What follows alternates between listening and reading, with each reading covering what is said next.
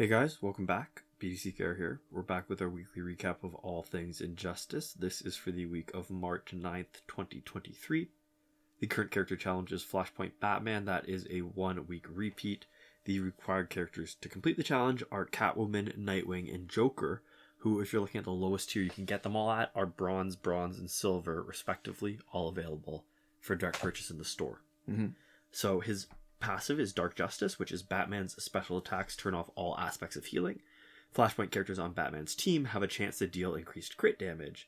It used to be Flashpoint characters on Batman's team gain destructive blows, and then they sort of rephrased it to be more clear about what that actually meant. Right.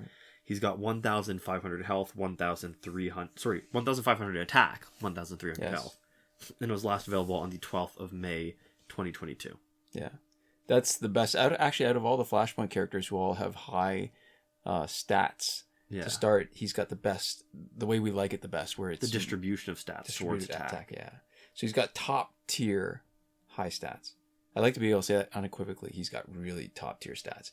And he is the most important and the absolute best basic damage dealer. Mm-hmm. In fact, we've played him a bunch of different ways. We've got a playlist with all those different ways we played him. And he is the key to why everyone on a full Flashpoint team is so good. Mm-hmm. That doubling of the damage from critical hits is the French phrase non-pareil. It's unparalleled.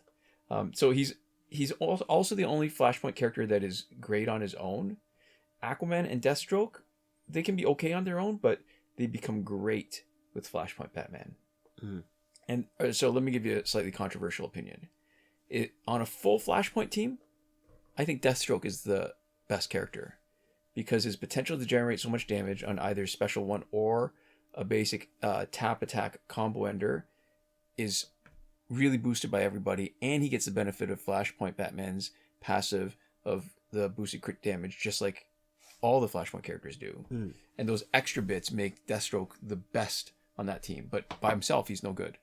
Well, I was all right. So he's no good. I'm exaggerating. It's not as good, right? So that part of his passive by itself would be great, but he also has specials that turn off all aspects of healing, and it works on so many things. It works on Raven's health swap. It works on regeneration or resurrection, and it also bypasses any dodging. So Wally West or Dawn of Justice Batman. It also avoids. It bypasses blocking of specials. It bypasses Astral Harness's invulnerability. Yeah. It's great. Really good. Yeah. But it only triggers at the end of a special. So the one thing you need to keep in mind is, for example, you could trigger Raven's health swap in the middle of a special one, even if the words Dark Justice show up, because Dark Justice is what indicates that the disabling is happening. The passive triggered. Right. But it triggers at the end of it. So you could trigger it, and then after it's triggered, then it's disabled. Comes into effect, yeah. Right. And I guess if you're going to say what's the counter to this, the main counter is Red Sun Green Lantern. It's a team that will negate any critical hits, but that team is tough against anyone. It's just that you notice it more because being reduced from 500% damage to 100% is way worse than 250 reduced to 100. Yeah, because you've invested a lot more of your resources into critical damage. Yeah.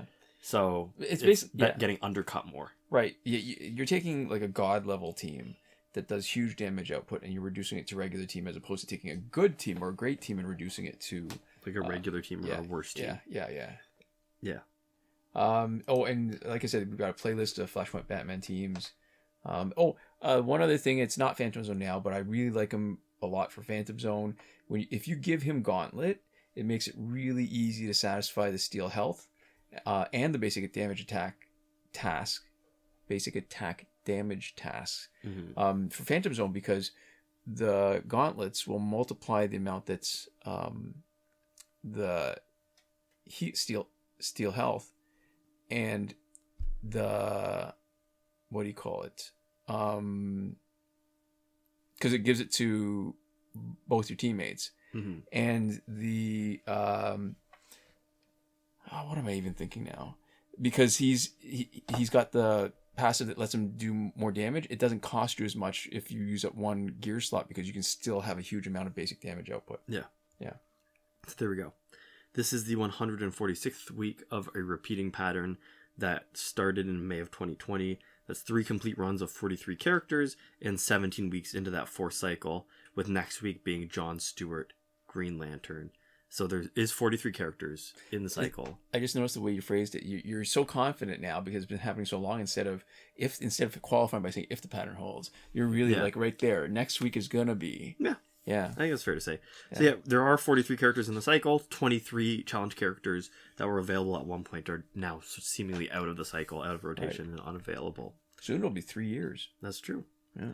This week's multiplayer reward is Black Diamond, which becomes the Heart of Darkness, and when it's maxed out, that gives you a 30% damage boost on Special 2. Any special attack applies 6% damage over time, which also drains 12% enemy power, a 30% power generation increase in the evolved ability, which is if opponents tag out, they receive damage equal to 20% of the equipped character's damage. Yeah. It was last available on the 4th of August 2022. We're 114 weeks in a row of a consistent pattern for this. That's 3 complete cycles of a 31 reward sequence and 21 weeks into that 4th cycle, with next week being Batman Ninja Helmet. Right. And nothing is missing from the multiplayer cycle. It's complete, unlike the challenge cycle. Yeah. So not every legendary 4.5-star gear can be the best. And this is one of those that's actually better than 3.5-star gears without being the best. Yeah, it's good. Yeah, it's really good. Power generation boost, that's top level. It doesn't get any better than that. League of Assassins knives is the same. Like those are sort of the 2 top power generation gears. Really helpful against a power dampening team. The damage boost on Special 2 is also pretty good. It's a good 3rd gear on a specialist. The damage over time and tag out damage are nice bonuses, but I think it's hard in a game where you could every once in a while run into a Blackest Night Flash team to run a strict damage over time team. Mm-hmm. But, we use it a lot on our specialists. So even if it only had the Special 2 boost and power generation, we'd still feel it was a really good gear to have, and it's got 4 abilities. And if the other 2 aren't so great, that's not a big deal. Yeah. So, yeah, I think that's it.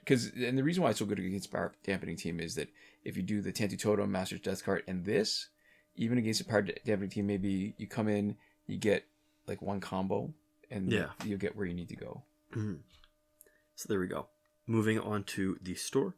We have the Alien Invasion Pack for $24.99 Canadian. All these prices are in Canadian dollars. And that comes with Lobo and Martian Manhunter and Darkseid.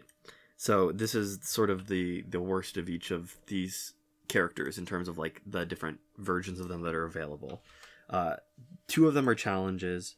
Martian Manhunter has a lot more health than attack. So it's not our sort of preferred arrangement for how they're laid out. And Darkseid's passive would be better if he was bronze himself and not like a gold that was boosting other bronzes. It's kind of like a weird in-between state that it brings you into, especially for a lot of the fights that you'd be getting into where everything is still a little unbalanced and weird. Right. Mm-hmm. We also have the Rebirth Jessica Cruz Challenge Pack. That is for 200,000 power credits, and that gives you the 6.16% chance versus the 2.86% chance of getting Rebirth Jessica Cruz. That 2.86% chance is the sort of average chance you get in the normal challenge pack. Right. And that is not, it's not worth it. We've run the math, and unless you only want Rebirth Jessica Cruz and only 1 or 2 other challenge characters and everybody else you're selling back instantly, then it actually costs more money. And that's, it seems almost impossible that will be true for, pretty much anybody, right? Yep. We also have the character bundle Battle of Themyscira. That's in its 2nd week, so we probably don't need to talk more about that. Stuff we've had for like a long time now, and I think we should just probably call it for mentioning it pretty soon. Because it's now the background, right? Yeah, it's been like more than a year. It feels like it's just a permanent pack at this point. Yeah. Okay. So there's another sort of... So this is the last time. Is this our last hurrah? Yeah, sure. We'll say it one more time. We have the character bundle the character bundle Batman Universe, which has been around for 66 weeks now. Most Wanted pack for 73 weeks. The Celebration packs, the cycle of sort of 300 nth metal packs, which are the Aquaman, Shazam, and Joker, have been around for 58 weeks or 60 weeks if you're Aquaman. Mm-hmm. Yeah. Okay. So what else? Phantom Zone is finished. Fight 62 is still broken. Last weekend's breakthrough for golds was Cyborg, Batgirl, and Black Adam. So this coming weekend is probably going to be Deadshot, Wonder Woman, and Static. And there's a link in the description to a Reddit thread from Devlin16, one of the mods there, that goes over the complete breakthrough cycle. Mm-hmm. So this is not the first week of the month, so we're not going to do that complete accounting of all the glitches.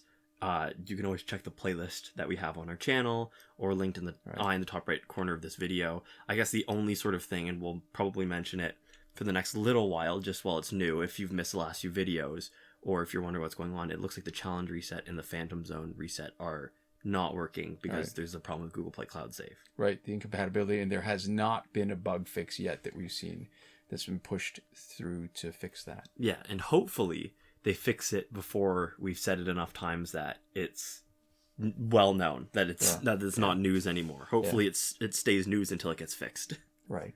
Yeah. So there you go. Unlike those packs that have been around for a year. Yeah. And they become background noise then. Mm-hmm. Okay. So that's it for this week. This is where we like to give a big shout out and thank you to our patrons on Patreon.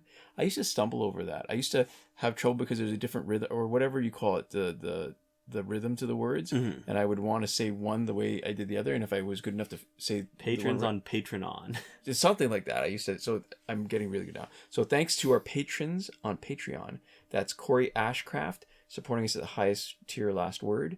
Michael Devries, Irvin Ruiz, Hoshi127, and Drew Chapman, who are supporting us at the credited level. And a big thank you to all the other names that you're seeing on the screen who at one time or another supported us during this pandemic, which is like Injustice. It's been going on 3 years now with some minor changes, but not the big change we were hoping for, which is the declaration that it's over. Mm-hmm. Yeah. So there we go. Thank you so much for your support. And thanks so much to all of you for watching. We'll see you next time.